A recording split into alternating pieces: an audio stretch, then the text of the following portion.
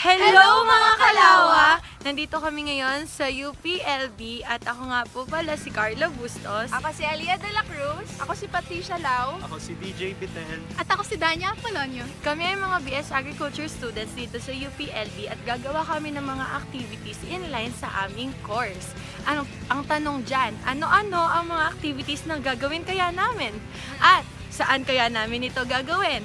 Kaya mga kalawa, abangan nyo na kung anong gagawin namin. See you! Hello mga kalawa! Andito kami sa Sampaloc Lake! sa San Pablo City! So mga kalawa, ano namang na-experience nyo ngayon? First time ko pupunta sa San Pablo kaya na-excite talaga ako pupunta dito. Na-excite na rin ako sa mga gagawin nating activities today. Teka, ano nga pa gagawin nating activities ngayon? Bilang agri-students, gagawa kami ng activities na bubuo sa... A, G. R, I. Agri! Para sa ating first activity, A. Ask Agri! Para sa ating Ask Agri segment, nagtanong kami kay Mr. Google ng most commonly asked questions about agriculture. At nandito ang ating mga kalawa para sagutin ang mga tanong na ito. Para sa ating unang dalawang tanong, is agriculture a business? Is agriculture a science? Kalawa Danya, anong sagot mo dito? It's both a business and a science. So yung business part niya, nakaka-earn ka ng profits and income through products and services galing sa agriculture. And it's a science kasi nakaka-develop ka ng scientific knowledge na ginagamit para sa businesses na to. Agree ba kayo doon? Agree! Maraming salamat Kalawa Danya. Para sa ating ikatlong tanong, is agriculture a good course? Kalawa Lau, ano masasabi mo dito? Ano siya, medyo subjective, pero para sa amin, syempre maganda yung agriculture as a course kasi makakatulong ka hindi lang sa sarili mo as a business, pero makakatulong ka sa economy ng Pilipinas since rich ang agriculture sector ng Pilipinas. Mga ibang Kalawa, agree ba kayo dito? Agree! Para sa ating ikatlong tanong, is agriculture the backbone of Philippine economy? Kalawa DJ, ano masasabi mo dito? Well, kung tutuusin, oo, kasi yung profile ng bansa natin, which is the Philippines, is an agricultural country. Pero nakakalungkot isipin kasi parang hindi natin ramdam kung ano talaga yung naiko-contribute ng agriculture sa ekonomiya ng bansa natin. Since labeled na tayo ngayon as a newly industrialized country, mas masyado na tayong focus sa mga services, infrastructure, kasi parang yun na kasi yung nagiging image ng pagiging developed, parang ganon. Parang hindi, dati kasi kung puno ka lang ng resources, ganyan, mayamang bansa ka na, pero ngayon at saka according nga sa PSA, di ba, parang laging napag-iiwanan na natin yung agriculture, maging ang fisheries. On that note, Kalawa Ali, makikisagot ang huling tanong, is agriculture dying? Ano ba yan? Nalungkot ako bigla dun sa tanong. Ang unang pumasok sa isip ko nung narinig ko yan ay yung sa universities pa lang, di ba? Paunti na ng paunti yung mga estudyanteng nagtitake ng BS Agriculture na program compared dun sa ibang degree programs na mostly ang careers ay sa office, imbis na sa fieldwork. Tapos, pangalawa, yung mga naririnig ko sa balita na naging import-dependent na yung bansa natin sa ibang bansa, may kakayahan naman tayong mag-produce ng mga goods para sa mga tao natin.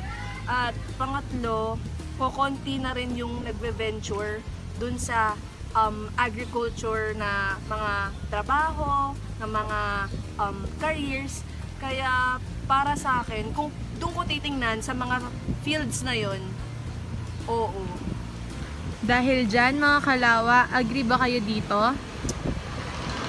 Nakakalungkot ng isipin pero agree. Pero huwag tayong mawawalan ng pag-asa kasi Nandito tayo mga agri-students at mga future agri-students para baguhin yung connotation na yon. Let's break the stigma. At dito na po nagtatapos ang segment na Ask Agri. Para sa mga iba nyo pang katanungan, mag-tweet lang kayo sa Twitter or mag-post kayo sa Facebook or Instagram at ilagay ang hashtag Ask Agri. Antayin namin yan sasagutin namin mga tanong nyo. So ayan mga Kalawa, papunta papunta na po tayo sa ating next activity at para makarating doon ay sasakay muna tayo ng tricycle. Ayan na. Sila mga kalawa ay nandyan. Hello mga kalawa! Hey mga kalawa! Hey, gumawag sa loob ng tricycle. At dahil naubos ang aming brain cells sa pagsagot ng inyong mga katanungan sa first segment na Ask Agri, nandito kami para sa second activity na Go Local! So para po sa activity natin Go Local, pumunta kami dito sa Sulyap na isang restaurant na kilala dito sa San Pablo at susubukan nating tingnan kung ano ang mga pagkain na ino-offer dito sa restaurant na to. Excited na ba kayo mga kalawa? Excited na! Medyo nagugutom na kami mga kalawa. See you!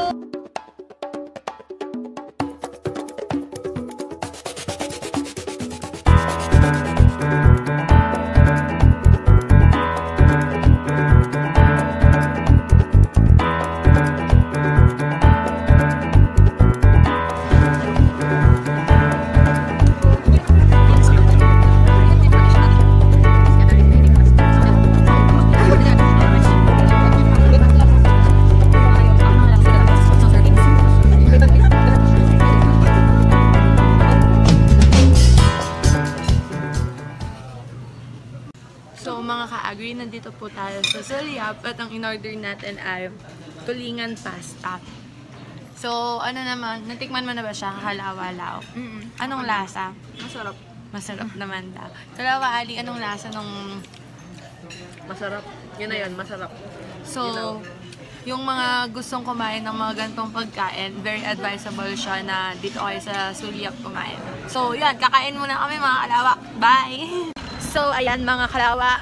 Kakagaling na po namin sa Sulyap. Ano service? Ano bang mga reviews natin mga kalawa? Medyo matigas sa pasta. Masarap yung pagkain, sobra pero sobrang mahal din. Kailangan, Nag-expect ako ng malaki. Medyo malaki yung Yeah. spoon. actually mga kalawa, yung Sulyap, recommended talaga siya na restaurant. Pero, hindi siya medyo student-friendly yung Tama, presyo. hindi Oo. Pupunta kayo doon kapag siguro meron kayong malalaking occasions, tapos kasama nyo yung pamilya nyo, ganon. Pero maganda din kasi yung ano niya, yung environment and ambience sa Sulyap, kaya siguro sikat na sikat siya. Tsaka masarap din naman yung Masarap naman pagkain. yung pagkain. Yes. Mahal lang. Hindi siya para yung, sa mga estudyanteng kagaya natin. Hindi siya masyadong... hindi siya yung typical na Jollibee, yung mga ganan. Mga first time ever. So yung mga taga-LB, makaka-relate kayo kapag kumakain kayo sa Faustinas, yung Bonitos, yung mga ganong level yung Sulyap. So yan pa. Mas mataas.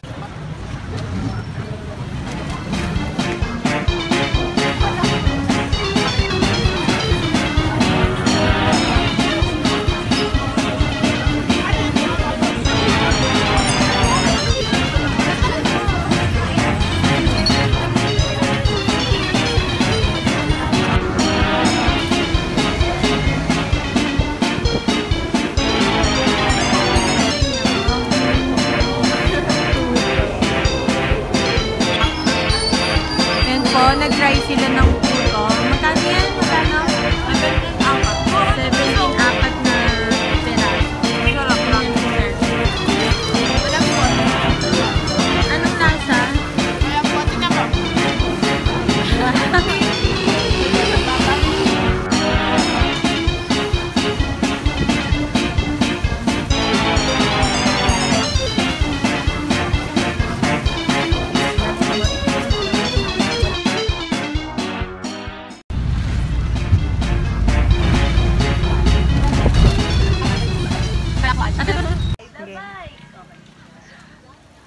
Para sa ating third activity, ride the bike!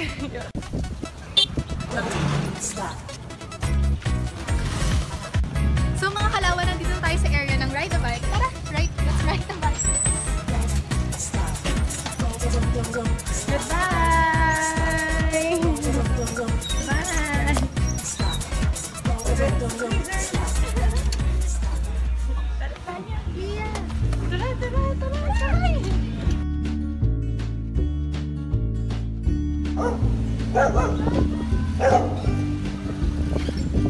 Appear. Ay, hindi ka na.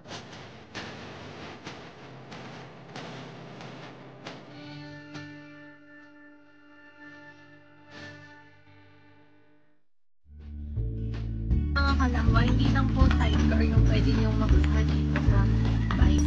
Nakita niyo po. Meron pong mga solo bikes lang na pwedeng i-avail.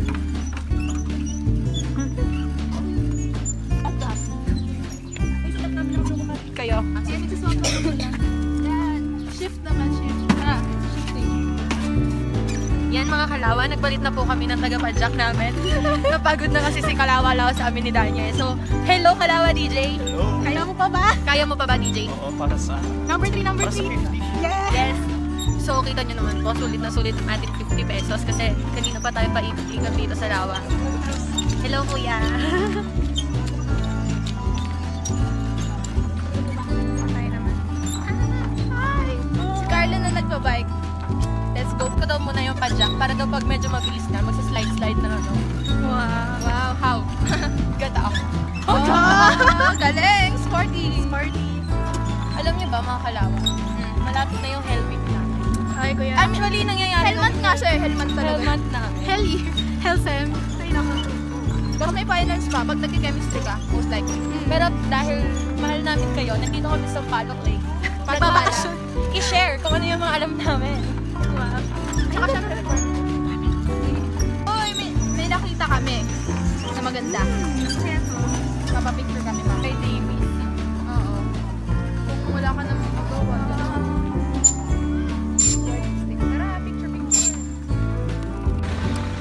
Ayan mga Kalawa, tumigil po muna tayo ulit ngayon sa isa pang stopover dahil medyo napapagod na ang ating mga Kalawang nagpepedal. At currently na ngayon, nandito tayo sa isang part ng Sampaloc Lake kung saan may mga murals dito din.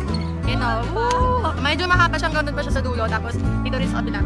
Hanggang doon din. So, magpipicture muna kami dito. Mga Kalawa, in 3, 2, 1, smile! Isa pa, 1, 2, 3, smile! Sila, mga Kalawa. Hindi na po naman. Hindi mo kaandar.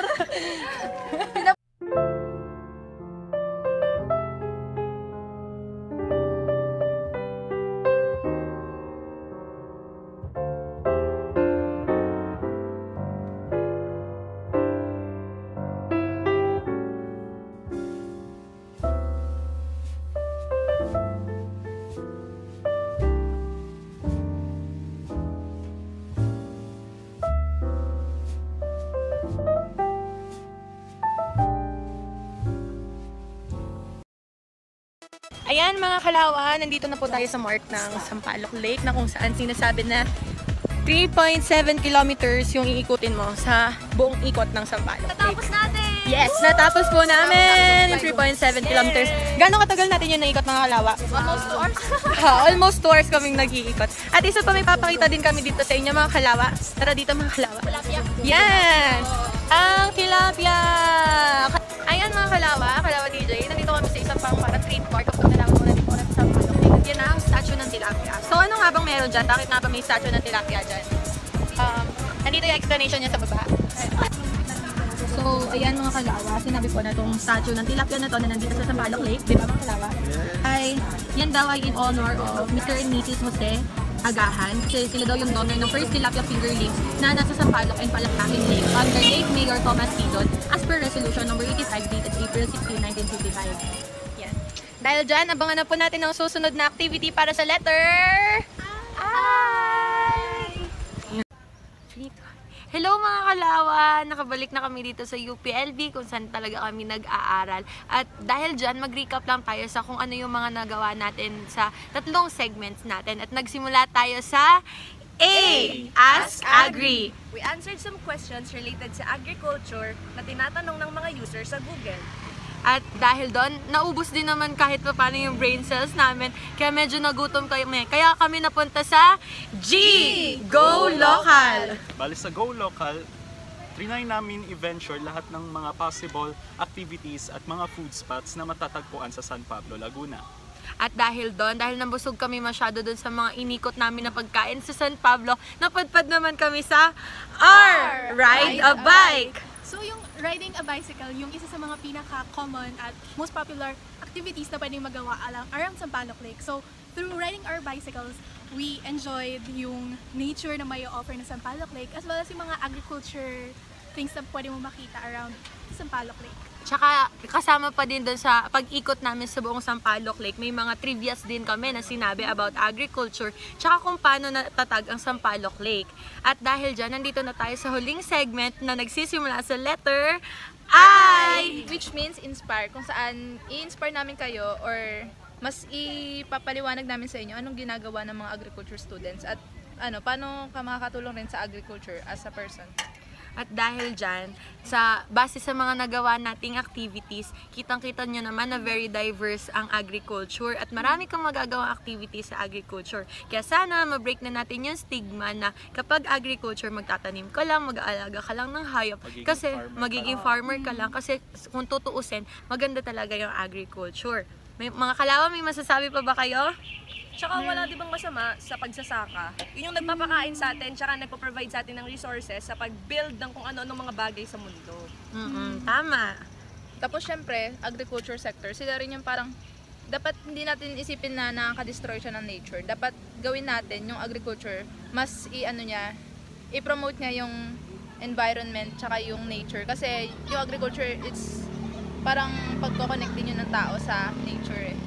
Tsaka hindi naman necessarily talaga na kailangan mo mag-BS Agriculture para maging involved ka sa agriculture.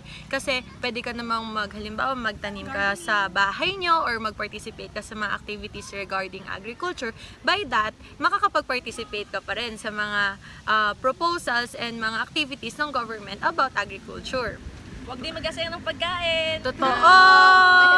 Mahirap magtanim, mahirap gawin lahat. Yes. At base sa mga activities na nagawa natin, napatunayan natin na sa agriculture ay masaya! At dito na po nagtatapos mga kalawa ang aming vlog. At sana nag-enjoy kayo at marami kayong natutunan. At hopefully, makita namin kayo na ina-explore nyo na rin kung ano yung mga pinuntahan namin. At isa na dyan ang Oblation Park. Nandyan si Oble sa likod namin. Sana Hindi kami madedelay. hindi kami madedelay. Kita-kits and sana mag-explore pa rin kayo about agriculture. Bye mga kalawan!